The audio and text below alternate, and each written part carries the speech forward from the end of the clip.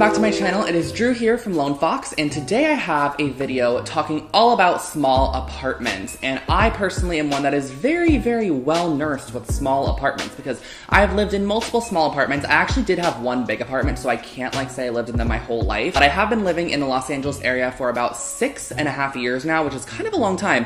And as many of you guys know, Los Angeles is a pretty expensive place to live. And I lived in downtown LA for 5 years, and then I've lived in like Hollywood area for about a year and a couple of months now. The current apartment that I'm in right now, which is only about 800 square feet, which I know sounds a little bit large, but it is a 2-bedroom. So me and my roommate both live here. I have one room, she has the other room, and then we do share like the living room, dining, kitchen space, of course. Me and my roommate did actually share literally like a 600 square foot studio at one point, and I've actually lived with her for almost like my entire time in Los Angeles. We've lived together. But today I kind of just wanted to share my 10 top tips if you have a smaller space to just have a very efficient, a clean, a pretty, and a livable space that just really represents yourself, but is also very functional and very livable at the same time. I know I said that 2 times, but you know, that's what we're going for, a livable space that's pretty and functional. Definitely follow me on my channel. You can subscribe below if you would like to follow. I post brand new DIY and home decor content every single week, and you can also follow my Lone Fox Home Instagram account on the screen. And also, guys, do not forget, in my last video, the one I posted previous to this one, I'm giving away 8 prizes for hitting 200,000 subscribers, including $100 Amazon gift cards,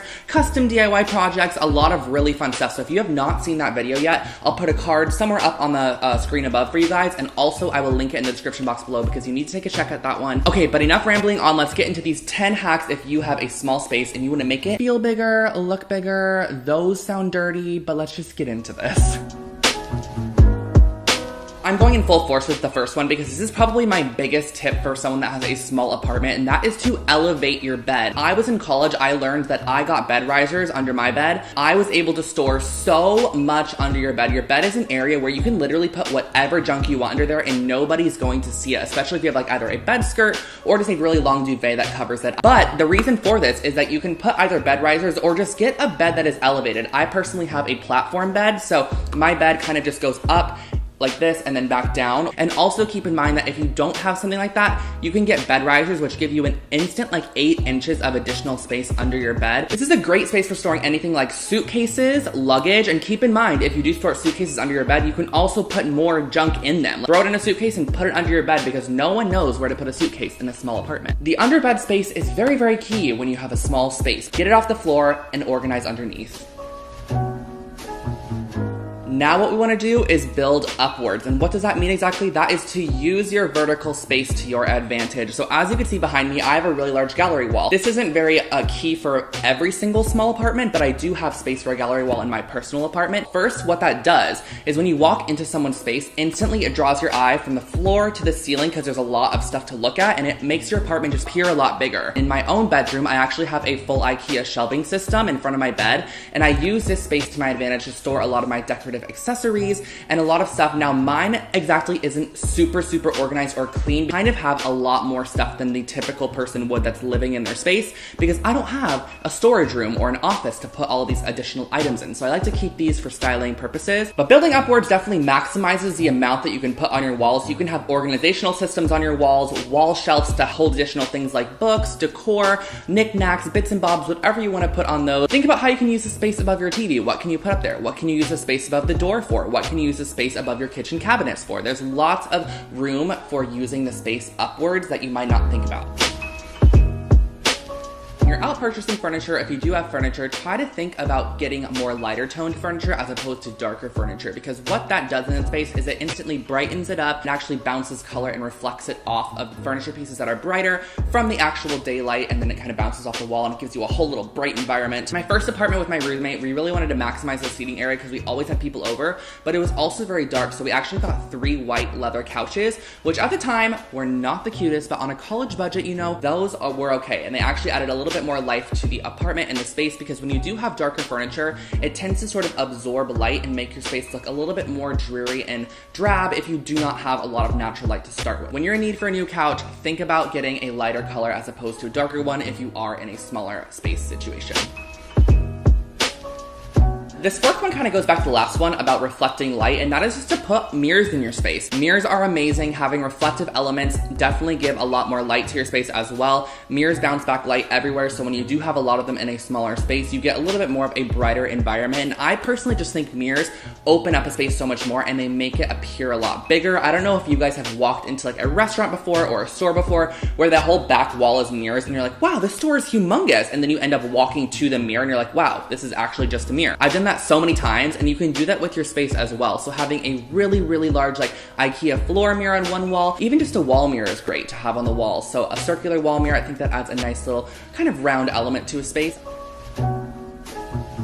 Halfway through at number 5, we are talking about keeping your space alive. This is one that not all of us are great at because I personally do not have a green thumb. I actually did keep a fiddle leaf fig alive for 2 years, which I do applaud myself on. I don't have a green thumb, so I do actually have quite a few faux plants, hence this one right here. Plants are your best friend. I think they can definitely just liven up a space instantly. You can see the most dreary little like small living room in the world, but if they have a whole ton of plants in there, and you can have as many plants as you want in your apartment. I just find plants to have a very pleasing effect on myself, and I know a lot of you guys love plants as well, and I think in a smaller space, whether it be your bedroom, your bathroom, bathrooms are a great place for plants, and there are a lot of indoor plants that actually don't need to survive with a lot of light, so you can look into those. Clutter is not your best friend if you live in a smaller environment, because what this does is just gonna make your space feel jam-packed. I feel like we can all definitely kind of sense this. If you have a cluttered space, if your coffee table's all completely cluttered, if your console's cluttered, if your desktop table, whatever it might be that you have in your small space, your bed, people clutter everything these days, you know, it just happens. I can say that I have done this before as well. I've definitely learned to kind of start putting my things away as I go and trying to conceal them and just keep things off the top of surfaces as opposed to just like really cluttering my desk. I used to do that all the time and have literally everything in the world on top of there, including mail, bills, tax information, pencils, pens, staplers, all that form of stuff. Now it's all in drawers and I try to conceal it and just keep my desktop nice and clean. And so try to keep things a little less cluttered, put things away, store them in boxes, baskets, wherever you can put them, organization systems, underneath your bed as we talked about prior, so. Now, sometimes in smaller spaces, especially in like studio apartments, which I've had experience with in the past, it's hard to kind of designate areas to specific things. So when you're in these spaces, I definitely think breaking areas up, either with pieces of furniture or rugs, is a great way to sort of symbolize different areas in your space. So in my living room, I actually have a really large rug because in my space, there is almost sort of a dining room and living room combined. It's just a little bit of a section. So what I did was I actually placed a really large 8x10 rug on the floor, which sort of grounds in the living room space, and it has all the seating areas on top of it and kind of just shows you that this is the living room and then this is the dining room over here where the table is, and I kind of wallpapered that wall to section that off as well. So if you are living with roommates in a smaller apartment, you can section off areas to kind of give yourselves your very own spaces and to design what you like and what you want to be living in and just kind of what makes you feel happy in the end of the day. So this one's just like a little miniature tip, and that is to keep extra seating under your coffee table or under a console, and not even extra seating. You can also keep baskets with like books or blankets or additional storage under consoles or under coffee tables. You can maximize by layering, which I think is definitely amazing in smaller spaces, because if you do have a coffee table, in my personal apartment, I have a coffee table. I actually have 2 additional floor pillows underneath the coffee table and a poof underneath the coffee table. So that just instantly adds 3 more seats around the coffee table. And on top of it, I think it looks really cute having a layered coffee table look. I can even probably add a basket to the other side. Let's say you had a console in the corner by your door when you walked in, or maybe you had a console with your TV on it. If there's a large space underneath it, if there's like a big gap between the legs and the floor, or if it's just like a console that's like a long leg with a tabletop, think about really utilizing that space underneath it and putting baskets or additional storage means underneath those items, just because it's going to give you a little bit more to work with. Moving into tip number 9, and this is just to use organizational items for maybe purposes they weren't meant for in the beginning. So a lot of places when you go to them, they have different organizational sections. So there's kitchen organization here, and then there's bathroom organization here, or there's office organization here. Check all of those spaces out, and you can utilize different organizational means for different spaces in your room. I actually have right here, which you guys cannot see, a blanket stand. This is actually a bathroom caddy from Urban Outfitters. A long time ago I got this, and I've utilized it in a bathroom, in my bedroom, and also now in my living rooms. If you're shopping online or if you're shopping in store, definitely check out every section of organization, because you can find stuff that you never knew you needed, find organization that you maybe never thought could apply that was a bathroom organization that you can now use in your bedroom, or you can use in your living room.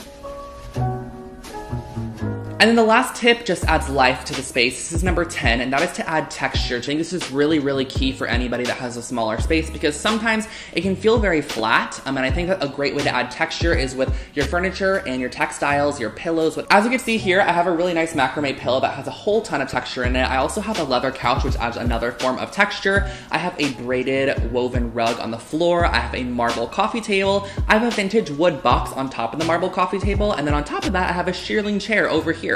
So instantly adding more textures to your space just gives it a more cozy environment, which is very inviting, it's very warm, and it's livable. Like, we all want that in our space. We don't want a cold space, you know? So if your space is super small already, you might as well make it just feel super cozy, because a smaller space is easier to make feel cozy as opposed to a larger space. So, okay guys, so I feel like that was a huge mouthful, and I hope that that can help you out if you do have a smaller space. These are tips I've been coming up with over the past couple of days, and I've been asking my friends and family members if they thought that these were great as well. And me and my roommate kind of just sat down and talked about these as well, because these are definitely tips that we have applied to our apartment. Maybe not all of them in this current apartment, but they are tips we've applied to past apartments, and they are tips that we are going to apply to future apartments. So I hope that you guys did enjoy this video. Don't forget to check out my last video, which I did, which has that 200,000 subscriber giveaway in it, because you are not going to want to miss out on that. And don't forget to also subscribe to my channel for brand new home decor and DIY content every single week. I'm sure there's something you could find on my channel that you're going to like.